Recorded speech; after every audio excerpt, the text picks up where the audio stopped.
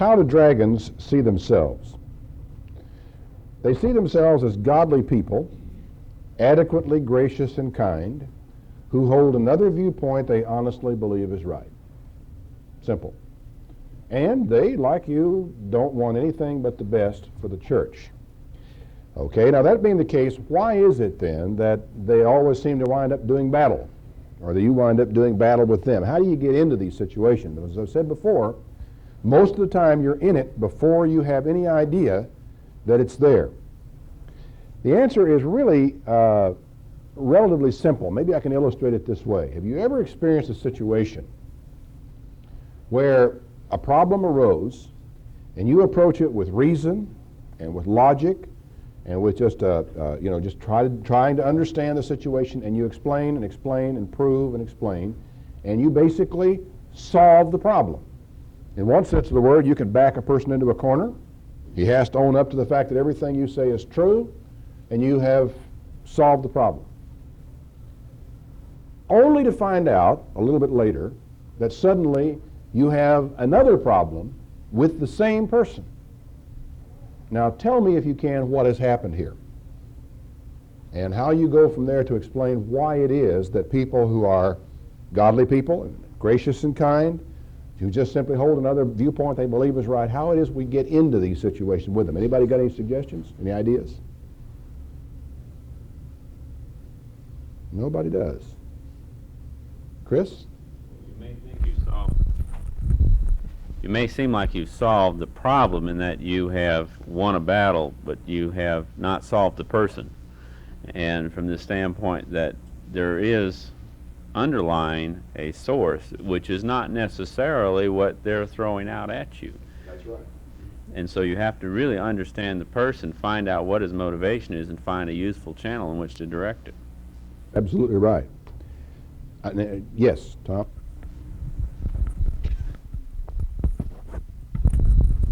Usually a lot of times problems are really imaginary. Even though one problem will surface, or you think that is the problem, but it really isn't. It's something else that's bothering the person, and usually, and many times, it's really imaginary, and it's hard to come by and hard to reach. So therefore, one problem after another will keep surfacing, but it's not the real problem. What would the real problem possibly be? Why is it that it doesn't get to the surface? Many times even the person does not even know, really. Cannot sit down and intelligently tell you what the problem is. I think it comes into focus when you understand that the reason why people do battle about a given item in the church, if you think about it, what is it that would motivate you to get into an argument or a fight with somebody about something? Is it logic? Is it reason? Or is it feelings? Don't you have to feel very strongly about something before you will do battle over it? Okay. Then if you meet all of the logical requirements, if you answer all the rational objections, and if you win the argument at the intellectual level, but the emotional need has not been met, then start preparing for the next battle. Because the whole thing grows out of an emotional need in the individual's concern. Now, emotions are very complex, and the things that motivate people to do things are very complex. But Shelley brings out that it often comes about from a feeling of neglect or isolation. A lot of times they are not so much judging you as they are mad at you. And when you solely deal with the issue from an intellectual point of view, without dealing with the anger that is there, all you do is wind up, say, backing somebody into a corner and winning the argument, but you have accomplished nothing toward the resolution of the long-standing permanent problem, which will continue to fester and could eventually become an enormously serious problem. So you have to realize right off the bat that what you are dealing with is feelings, not facts. You are dealing with emotions, not quantifiable arguments or debatable issues that can be dealt with. And knowing that, is at least a good long step down the road toward being able to deal with it effectively in the process. Now, another thing you also need to realize is they may not be mad at you. They may just have a sore tail about something that's happened somewhere else, and they're spouting off. And this is something here that's an issue that they can address and a circumstance where they can address it. But unless you take the time to find out, and unless you start inquiring into how they feel, you may never find that out. So simply addressing the questions and the issues may not be the way to go. And one little question that you need to always keep in your repertoire when you're dealing with people like this is the question, how do you feel about whatever it may be? How do you feel? What is your feeling? Because that is where you're going to begin to get down to fundamentals with some of these things. Now, there are different ways in which these problems, these feelings will manifest themselves. One is personal attacks. A personal attack on you as a minister. We are enormously vulnerable, as I have already pointed out. One of the quotes that he used in his booklet was, "Resolved that all men should live for the glory of God. Resolved, second, that whether others do or not, I will." This is one of the hardest things that you have got to get, to understand and really get a grip on. And hardest to do is when all sorts of people around you are no longer acting for the glory of God and are no longer following the leadership of God's Spirit. It is still critical and still essential, if you're going to make it into God's kingdom even, that you do. Chris? I just caught him out of the corner of my eye there. All right, the first point then is when attacked by a dragon, when the personal attack does come, do not become one. Don't become a dragon yourself. Don't respond in kind. Watch out for the PRA syndrome. Now, this is mine, not Shelley's. It's provocation, reaction, accusation. Provocation, reaction, accusation.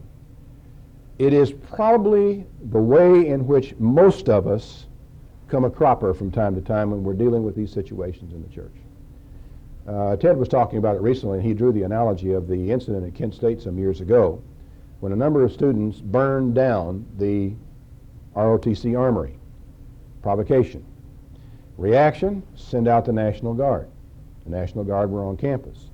The next day, students are throwing rocks and bottles at the National Guard. Provocation. Reaction, the National Guard opened fire and killed a few students, followed by accusation against the National Guard.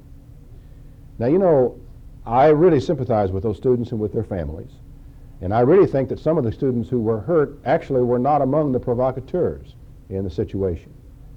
But isn't it stupid to provoke a man with a loaded rifle with a bayonet on the end of it in his hand? Isn't it stupid? How in the world can anyone who provokes in that situation complain and accuse as a result of the reaction? But it does. It happens. It's exactly the way it goes. I wish I had a nickel for every time I had seen that happen in the Church of God International to a minister, to where there is a provocation, the minister reacts, and then he's accused of acting in an unchristian fashion. Because you see, the person who is doing this can choose his time, can choose his place, can choose the circumstances. The battlefield is his choice. The timing is his choice.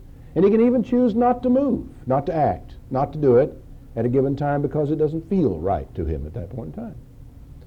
And so what will oftentimes happen, and even though I don't believe very many people ever sit down and deliberately do so, they couldn't be any more effective if they did. The time or the place is chosen, the provocation is given, and before the minister even knows what he has done, he reacts to the situation. It's almost, it's really kind of predictable. And you see, these people have hours and hours of sitting and listening to you preach to analyze you and come to know you as a person. They can watch you talking with people after church. So they subconsciously or consciously are building this huge dossier of how you work. And it doesn't take very long before any man in this room, that any thoughtful person could come to an awareness there will be a time when I can get him and cause him to blow up. Not a man in this room that's vulnerable, or a woman for that matter. that someone watches you carefully enough, spends their time and plans it out, cannot cause you to blow up, and there are some people who can do it instinctively. They just seem to know how it's done. They don't think about it, they don't plan it, they don't even necessarily want it. They just do it and it's done, and then they never accept the responsibility for it. It's your fault because you blew up. Shelley points out, he says, oftentimes the greatest damage is done not by the dragon, but by the reaction he provokes in the pastor. And that has been a pattern that has been repeated several times in the Church of God International. It's happened to ministers who are good men, they're kind men, they mean the best for the church, they're trying their best to do a very hard job, and the first thing they know, somebody's got them boxed in and just happened to get them where the nerve was at just the precise right moment in time until he blows up and says, all right, that's it, and provocation, reaction, and then guess who gets accused? And guess who's expected to apologize? And chances are he owes everybody an apology as far as that's concerned, because it shouldn't have blown up. Now I sit down, Tyler, and I get all the letters that come rolling in because minister blew up. You know, he did this and he said that, and that's all very unchristian. And I sit there and I read them and just shake my head. Because, you know, I know all you guys, you know, and I know your heart's right. And I know you want nothing but the best for the church. And I know how easy it is for somebody to box you out, you know, or outmaneuver you because you're vulnerable and they're not. So I always take it with a grain of salt when it comes down my way. I don't try, you know, react to it, you know, against you. I'm telling you this right now because you really need to understand that even though the people are not trying to do it to you, somebody is. And I don't know if that somebody is the devil and people are unwilling or unwitting, pawns in his hands. I'm reluctant to say that. Because it seems to me that human beings can create enough damage by themselves without any help from the devil at all. And I think we give him way too much credit. The point is, though, that you need to understand that you cannot afford to compound the damage done by a dragon in the church by allowing yourself the luxury of blowing up. Just can't do it. I've got a temper, you've got a temper, but you've got to realize it will be tried, and you can almost count on it. It will be at the worst possible time. So if you know, and if you realize it can come, and if you realize that you don't have to say anything, you can actually just stand there and look the person right in the eye and say not one word. You don't have to say anything. Sometimes you don't actually want to say anything until the next day, or maybe next week, before you ever comment on some things. The dragon may have his way. Your job is to live Jesus Christ's way, regardless of whether he gets his way or not. Chris, that time you did have your hand up. I remember when I faced this some years ago, I resolved it in my mind in a way that might be helpful to others. I found that a lot of the injury or the tendency to overreact is that we assume that the person who is doing this to us is a brother in Christ, and we are expecting from them a Christian action. And the way I resolved it is that I never expect Christian action from anybody, and I always treat everybody as if they're unconverted. And remember that always I have to be converted. And if we don't expect this type of, in other words, if we don't expect the right behavior towards us, but are expecting that we're dealing with somebody that just like anybody out in the world, then I think that blunts it an awful lot and is a helpful tool in not overreacting to the situation. I really do, and I think it reminds me really of some things I've seen elsewhere, and particularly in the book "Stop You're Driving Me Crazy." I forget the author's name, in which he discusses the phenomenon of crazy making in which people engage, which has to do with fractured expectations. You create expectations, and then the expectations are distorted or don't come to fruition, and your response to that oftentimes is, this person is driving me crazy. And it is because you have expected something, one thing of them, and you got something else. And of course, the history seems to give a bias in favor of the negative person. The person who anticipates the worst out of people is less often disappointed than the person who expects the best. That's natural. It works that way. And our nature as ministers is to expect the best. We tend to look that way, and we get terribly disappointed when we don't get it. But see, what happens a lot of times is that we set these real high goals for people, and we assume that they're already ready to measure up to them, and they're really not. Just like they set these real high goals for the minister, and they assume that you're already ready to measure up to them. And you're not. Not much better than they are, as a matter of fact, sometimes. And that's where a lot of the difficulty comes from. Who is there among your congregation or among your acquaintances in the church that you fear? No, I'm not afraid of anybody, right? Well, is there anybody who seems to put a bit of pressure on you in a meeting more than other people do? Is there anybody that when you get up to speak, you can find yourself looking out of the corner of your eye at them to see how they might be taking what it is you're saying? They had some interesting illustrations in the book of men who because of the criticisms of their speaking that they were getting from people in their congregation, got to where they were tying up themselves up into a knot every time as they began to prepare their sermon. And they got up there and their mouth went dry, and they kept looking over at this family and seeing a deep scowl or something on their face, and they began to worry about them. Well, Shelley puts it this way. He says, it is almost impossible to love people you fear. Almost impossible to love people you fear.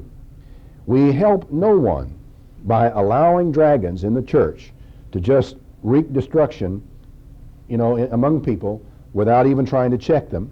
And we should not meekly bow before dominant personalities. If there are people in the congregation who are creating apprehension in you and creating a problem of, maybe fear is too strong a word, but if the instant you recognize that, it is something you have got to deal with, because it will tear up your ministry and it will adversely affect the church. And you must not allow people like this who intimidate, and that is exactly what is going on, to not only intimidate you, but to intimidate other people in the church without somehow meeting what is going on. Be careful, however, to choose your time and your issues very carefully, because if you don't, you will become the overlord, and the dragon will become the underdog, and it can happen so fast it will make your head swim. Dragons are incredibly skilled at becoming underdogs and appearing to be underdogs. They can provoke you. They can generate a serious negative reaction from you, and a reaction of hostility, and all of a sudden be whining, and whip dog, and have everybody in the church feeling sorry for them, looking at you and saying, how could you do this to this poor little old lady? It can happen faster than you'd ever imagine, and it could happen.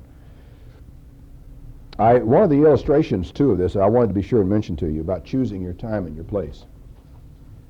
There will come a time in your ministry when it's going to be necessary for you to remove a man from the speaking schedule. There may be any number of reasons why you're going to feel you have to do that. There have been a couple of situations in different church areas that have happened. In fact, I think it's happened more than 2 times over the past couple of years. Ministers have called me about the situation with men in their church who have begun in sermonettes to drift into not just merely a single sermonette that was unsound, but a series maybe or several sermonettes that were unsound. My advice to you is, whenever that takes place, meet the issue right then and right there on the issue of the content of the sermonette. Why would I say that? Any guesses? Not real obvious yet. Charles? You want to attack the problem. If you wait around until something else comes up, you may be forced into addressing the issue on the wrong battleground at the wrong time about the wrong things and wind up with egg on your face. You can always defend removing a man from the speaking schedule for unsound doctrine. It is one of the most defensible things you can do. So if people start speaking in the church, your best bet is to say, look, I listened to that sermon, I went through it, and maybe be sure you got your example straight, and say, I'm going to have to take you off the schedule for a while. I think you need to develop more as a student of the Bible, and to clarify certain concepts in the church in your mind, and I hope that before too many months have gone by, you'll be able to be back, but for now, I have to take you off. Now, it may be that whoever it is will scream bloody murder at that time, but if he sends all these letters down to me and Tyler, if he makes all sorts of issues out of it, and he says, well, he took me off the speaking schedule, and he's unfair, and you come back and say, okay, in a sermonette on this date he taught this. In a sermonette on that date he taught the other. Then all I have got to do is say, is that true? And it would be pretty tough to deny it if you said it in front of the whole congregation. And I can say, I'm sorry, he was justified in taking off the list. That is not church doctrine. But if you skip over that and you try to look for a more gentle way of moving a guy off the church, speaking list, he will probably outmaneuver you and leave you with egg on your face. Choose your issue, and when you have a right one and you know you're right and it's absolutely defensible, move now. Do not let it wait, because if you do, you will be forced to join the issue in a much more unfortunate and uncomfortable circumstance later on. Any of you faced that problem by any chance? See a couple of heads nodding, so okay, we have seen that take place. Do not expose yourself also, in this matter of dealing with it, do not expose yourself to attack unnecessarily. Share responsibility. Already I talked to you about the pastor with the building program and the absolute impossibility of pleasing everybody in the church with decorations and architectural designs and so forth. Share responsibility. Give certain responsibilities to other people. Sermonettes you've got to deal with. But there are many things in the church you can go to your church council and say, look, Mr. So-and-so is having a problem. His attitude really is not what it ought to be. I wonder if a couple of you guys could go talk to him about it. Don't expose yourself unnecessarily on issues, especially that there are very well qualified, mature, sometimes elderly people in the congregation who can sit down with a younger man and be respected and dealt with. Sometimes they can accomplish things that you can't accomplish because he's already got feelings about you. So use other people in your church to help you and stay out of the crossfire in all these areas. And I would say more than one Church of God International minister has gotten shot at by getting into areas that he did not need to be involved in, or by forcing issues in no-win situations. Forcing issues in no-win situations. Forcing an issue is a bad phrase. The Bible says the wringing of the nose brings forth blood. Leave off strife before it be meddled with. Before you force an issue, sit down and think about it a long time and get on the phone and call and talk to a fellow minister about it, but don't call the man who is most likely to agree with you. Maybe right now when your thoughts are clear and cool, you ought to make yourself a list of people that you can call for advice in the ministry. And make a list of those most likely to agree with you and those who are not so likely to agree with you but will be understanding. Call those men. Get some advice. Talk to them before you ever force an issue. Because that's where an awful lot of our troubles have come from, when a minister really could have left it alone and no serious harm would have been done. Some minor inconvenience, some small issue, some little trivial thing.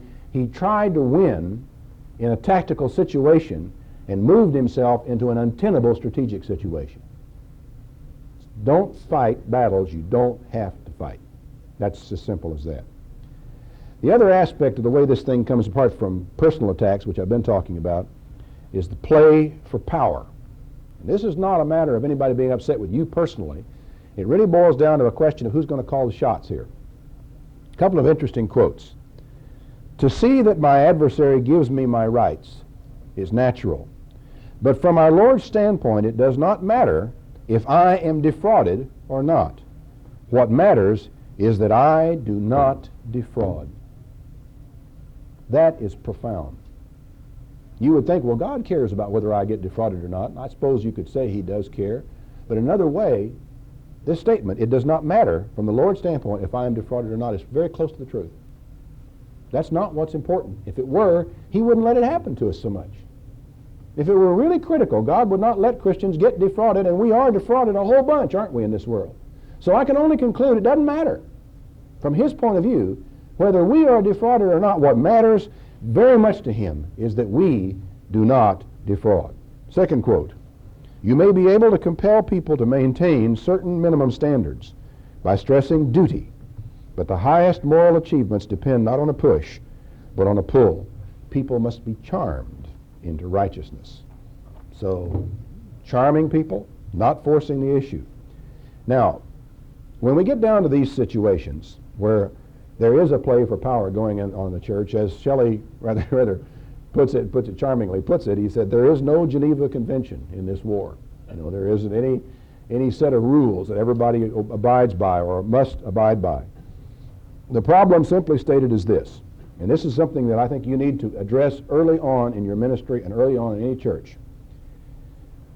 Most church members see themselves as nice people who are willing to bend to keep the peace. They want peace. They want unity. And they'll bend and they'll give a little here and there, and they'll sometimes even bend over backwards, and they'll compromise in a lot of cases, and they'll negotiate in order to keep the peace. This gives, in the very state of things, in a Christian church even by the name of Christian, but certainly among any group of people who are for the most part Christians, this gives enormous leverage to those hard-nosed people who are willing to make a public scene. It may even give them control. Think about that. There are always some people, they don't care about making a public scene. They'll make an absolute total scene. They'll scream and yell. You suppose it's because they get taught that when they're children? That they learn when they're children, if they'll make a public scene, that someone will give them what they want in order to shut them up. And do we grow up making a public scene in order to get our way?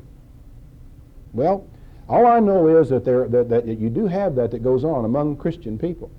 That there are those who will make the scene, and they do get their way because they make a scene, because the rest of the people don't want to get involved in a fight, and they say, well, it's easier to give him his way than it is to fight with him. These people think that being right is more important than being nice. They make absolutes out of issues that other people will see as negotiable. But a healthy church doesn't let one or two members set the direction of the church. So you have got to deal with that problem. Hopefully you can deal with it to some extent before it ever becomes an issue, before it is actually beginning to happen. Some form of sermon, some form of admonition, a Bible study, some work through the Proverbs, whatever else it may be. But another thing you have got to help all your people to understand, as well as those willing to make a public scene, that there is a time when those people in the church have got to face into the wind. That sooner or later they got to face into the wind right alongside of you, and you have got to face down those people who would change the direction of the church, and they've got to come to understand that you cannot be expected to do it by yourself. It's up to you to teach those people that. They have got to come to understand that you cannot be expected to do it alone, that they've got to be willing to stand with you when the time comes.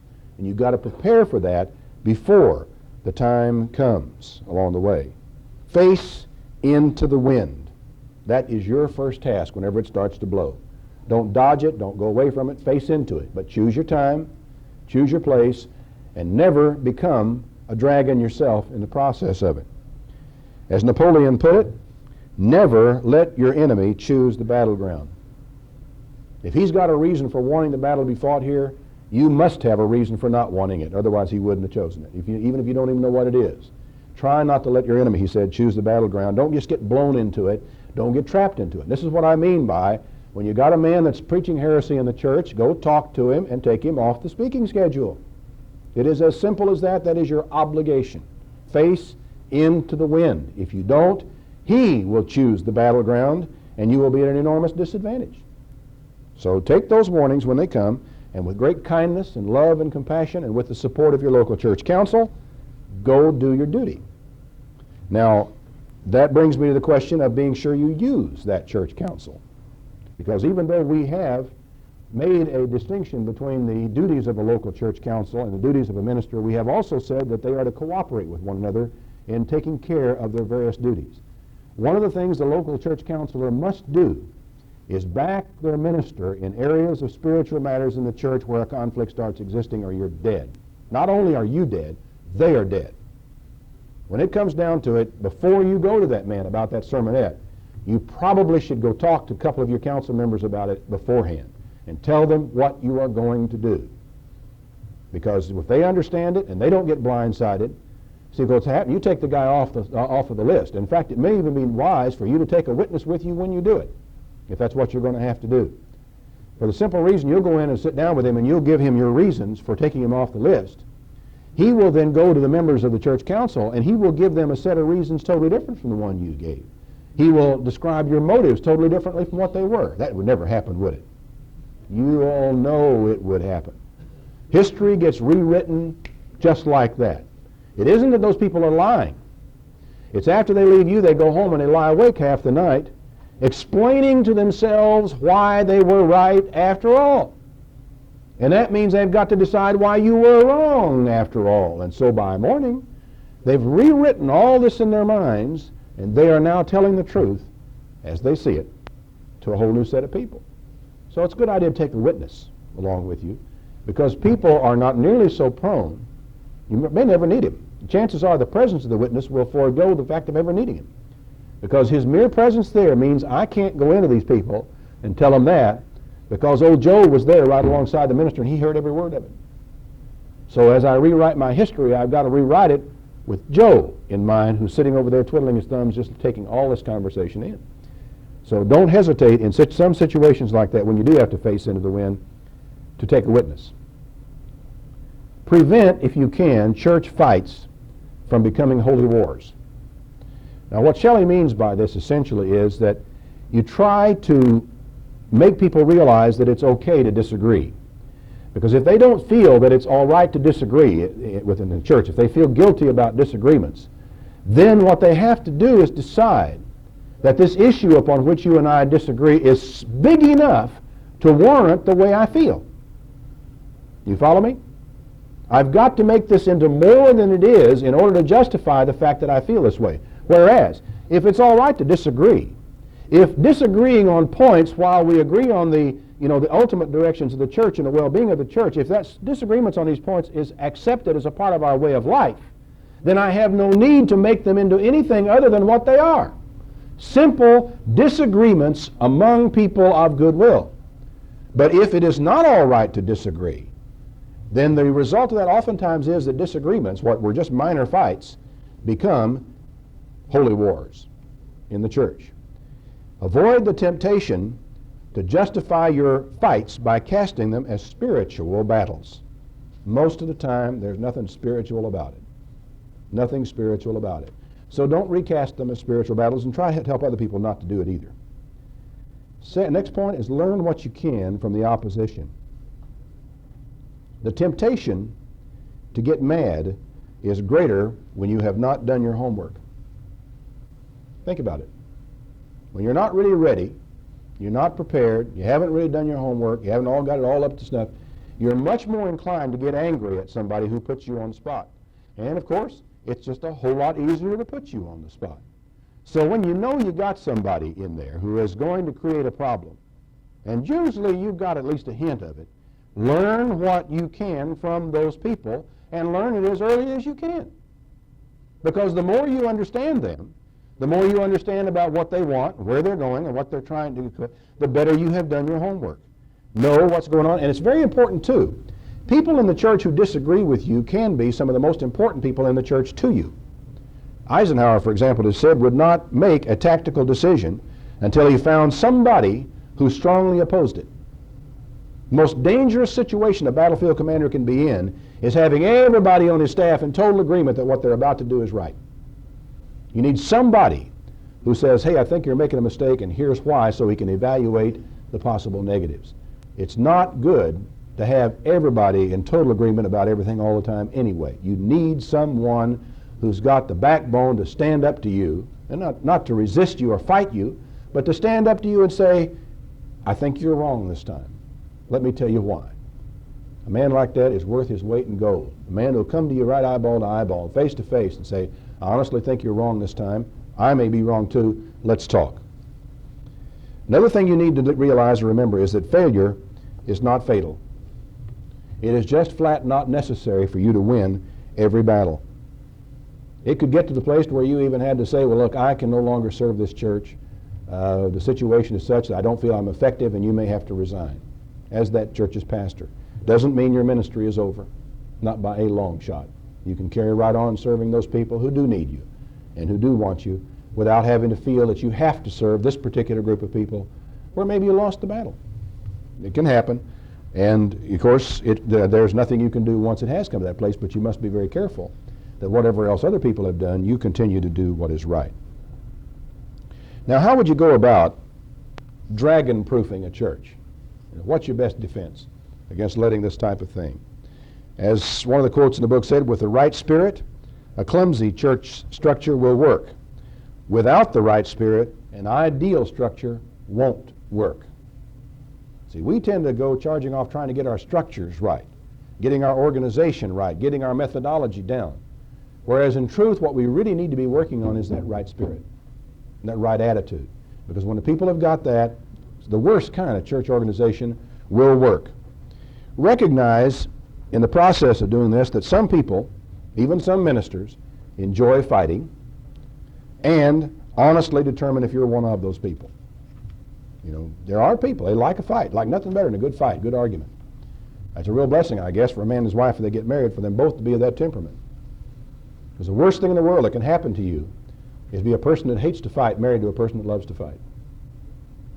You know, far worse, you know, than being married to a person, you know, having to both people who like to fight. Better, neither one of them do. But I don't know whether it's a personality characteristic, if it's something some of us just have, but there are combative, competitive people.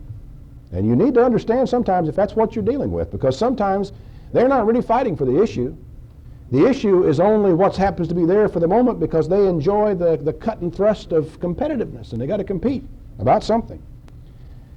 When attacked by somebody in that kind of situation, it's easy to react by retaliation, or at least, or just refusing to compromise and saying to yourself, and here's the famous words, famous last words.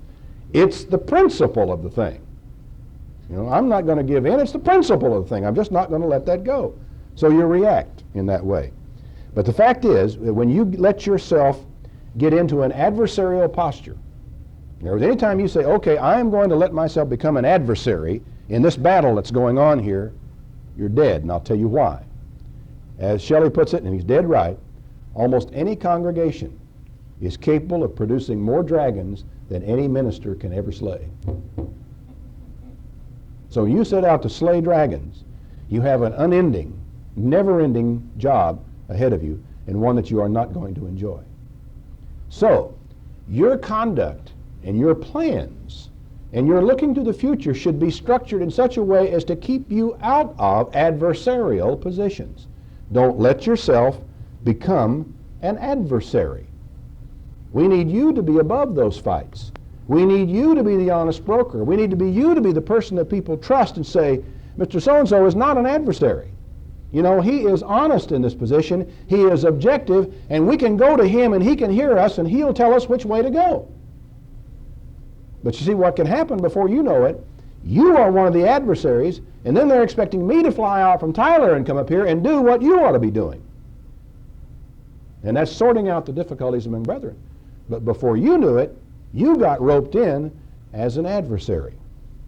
On one side or the other of a dispute happens before you even know it. Be very careful about that one. When people come to you about problems with other people in the church, what you need to understand is they may be on a recruiting mission. They may be trying to recruit you into their cause and take away from you one of the most valuable things you've got as their minister, your reputation for being fair and objective and impartial. Don't lose it. Once you've lost it, you may not ever be able to get it back. It's pretty tough. So stay out of those fights. Encourage in your church a positive atmosphere, and begin with yourself. Now there's some very specific things that you need to do in this regard. One is by praising the congregation's strengths. You know, take a look at them and see what is it these people really are exceptionally good at. What are their strengths? Praise them. Build them up. Talk about them. Because people respond far better to praise. And if you praise somebody for doing something, they want to do it again. You praise them for having an attitude, and they want to display it even more. You praise them, and they will tend to emphasize those areas where they are strong, and a peculiar thing will happen. The more they do those things that they are good at, the more they will crowd out those things that are problems, because they will not have the time for them, or the energy, or maybe even the inclination to get involved in them. Secondly, you encourage this positive atmosphere by enjoying and taking pride in the diversity among church members. Nothing more boring than being around a bunch of people that are all alike and all think alike and all agree about everything that comes along. That's dull, dull, dull. Who wants it? That isn't what Paul's talking about when he talks about one Lord, one faith, one baptism. That's not what he's talking about when you all be of the one mind and of one spirit. He's talking about the fact that you and I can disagree intensely about certain methodologies, But we are of one mind, that we are both looking for the best for the church, and that's all we want. So we are of one mind, even when we are in disagreement. The third way of encouraging this positive atmosphere is by thanking critics, at least initially, for their candor and their concern. I really appreciate the fact that you're concerned, and I also consider it a gesture of confidence that you felt free to be candid with me. You know, it's very, if somebody comes to you and they can really tell it to you like it is, they are saying, I know that you're not going to reach out and lash out at me because I tell it to you straight. That's a compliment for people to be candid. Thank them for it. Number 4, in this matter of encouraging a positive atmosphere, you do this by assuming that anything uncomplimentary you say to anyone will be repeated. And trusting very few people, maybe your wife, and maybe one mature, trusted, long-standing colleague that you know will not drop it accidentally in conversation. Those people, you can trust them with your private criticisms and suspicions, but no one else. You can say it to somebody in private, and the next thing you know, it will come back to haunt you from somebody somewhere, and it will always be at the worst possible time and the worst possible place. Next, you can do it by being slow to step into other people's problems. Slow to step into other people's problems. And never forget, when a problem exists over here, it is their problem. It's their problem. And one of the most useful phrases that I've picked up in recent years is the old, well, what do you propose to do about it? It's kept me out of a lot of irritating games of why don't you, yes, but. I say, well, how about trying this? Well, yes, but if I do that, then he'll say, and they'll go on about that. I say, well, okay, then let's try this. Well, I've tried that, and that didn't work because, well, let's try it. And you go on for a while, whereas I found that if all I do is I say, what do you propose to do about it? Well, what do you think should be done about it? What do you want to do about it? I don't want to ask them necessarily what do you think should be done because they're going to think I ought to do something about it. And as soon as you get that out of them, then you're in a position to, if they got the wrong angle, to explain, well, I think maybe you're not looking at this right, and here's why. But more often than not, when you ask people what they think they should do about it, they will tell you, and it will be right. It will be right, and you can say, I think you're right, I think that's what you ought to do. And just send them right on their way to take care of their problem. Don't ever forget, it's their problem, not yours. When you make it yours, the next thing you know, you'll be right in the middle of the battle. You'll be a participant, you'll be an adversary to somebody, and you're in trouble. Whereas if you can stay out of their fight and their problems, you can be effective. Next, you can keep this positive atmosphere going by not being defensive. All questions and all criticisms do not have to be answered. You get defensive and you feel like you got to explain things away. Pretty soon the negativism starts creeping in. Sometimes it's enough to say, well, I really appreciate your coming to me and talking to me about that. I'll give it serious consideration. And that's all you need to say. Just leave it at that. You start defending it, you start explaining yourself, you're already in trouble. Sometimes it just doesn't need it. Just say, I'll think about it. Personify joy and generosity. Try to be a happy person, a cheerful person, giving person. Set a good example in that regard and encourage your congregation to do the same thing. Look for this positive atmosphere. And one of the things he mentioned, I think, which is tremendously important, is to employ people. As he put it, unemployment breeds discontent. Give them a job. Give them something to do, but there's one caution, and I thought he made a good point. He said, be careful, petty jobs create petty conflicts. You give somebody a job to do, and it's not perceived as important, and they'll start trying to make it important, and here we go again. So try to make it meaningful and try to make it fit the person, but do try to employ people. They're less likely to cause you troubles. And the next point cannot be overemphasized, and it's where I think we make a lot of our mistakes. Reinforce productive members. Okay, look around your congregation. You've got certain people in that group that are productive. He tells us to give honor to those who minister, not to those who demand it. It was refreshing to hear him indicate that there are people who demand to be honored. They try to figure out ways to have their name mentioned or to be in some way prominent among the congregation. He says, don't worry about people demanding it. Give honor to those people who serve other people. Hold them up before the congregation. Reinforce them. Encourage them. Reward them, and reward them publicly. He made the point, and I know it's very true, and I've heard enough of it over the years to be able to verify it. He says, church members notice who the minister spends his time with. And they notice it, and it registers. Who do you spend your time with? They will lose respect for you if squeaky wheels or troublesome people dominate your time, and it can happen so easy. They can just absorb all of your time. They can tie you up in knots, and here you are with them all the time. Whereas they will see that, and almost subconsciously say, well, if I cause trouble, I will get attention. That's one of the reasons why I'm a little bit slow to jump out of Tyler and fly out or drive out to an area that's having a problem. Because I don't want anybody to get the message that if we have trouble, we can get a visit from Tyler. I want to give a visit in Tyler to a place that's growing and developing and that's doing well. That's where I want to go. Just showed up down here in Woodruff, and it was good to go to those people and to reinforce those people because they're working hard and they're doing a good job down there. That's where I need to give my attention. And I don't want the message to be out, that it's the squeaky wheels or somebody that might have a problem that's going to get the attention. The attention we need to give, and the same thing is true in the local church. Spend your time with your productive people and reinforce those people and honor those people. And you'll be surprised at the results that will get. And some of these squeaky wheels, you just let them squeak, They're going to anyway. So reinforce your productive people. The respected people in the congregation are not the self-appointed critics. They're the doers. Who do the people respect? Well, they respect the people who do things. And these are the people that we must encourage. And we must encourage initiative among those talented and doers among our congregation. And don't ever get confused. A lot of times we sometimes may think some of the overactive people are dragons. They really aren't. They really aren't. They're just active, intelligent, initiative-ridden people. They've got to be doing, and they're the people you need to help and encourage and direct and use them. That's what they're pleading with. They say, use me, here I am, I want to do something. Well, let them do it. Don't get in their way. Those aren't your dragons. Those aren't the ones that are going to cause you your trouble. The next point he mentioned was to honor the Christ that is present in the church. Nice way of putting it.